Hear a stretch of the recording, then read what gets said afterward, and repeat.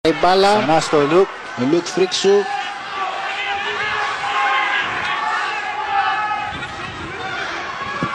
Ο Φιδίας στον Κωνσταντινό. Όλο και πιο κοντά. Αλλά κρατάνε πολύ καλά οι Λιθουανοί. Ναι, είναι δυνατοί, έχουν καλή άμυνα. Προσπαθούμε από τα παιδιά αριστερά.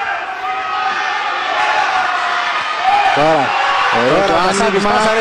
Και για να δούμε ο Κασάπης πλησιάζει στη γραμμή.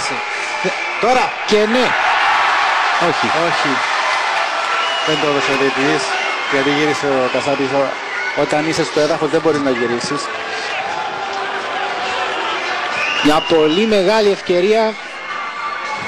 Δεν νομίζω να έχουμε και πολλές φτερά. ακόμα ευκαιρίες, Γιώργο.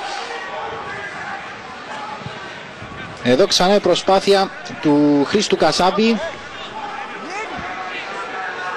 Η παράβαση ήταν Εντάξει, το έδωσε εκείνη ό,τι και να η περιστροφή που έκανε στο έδαφος.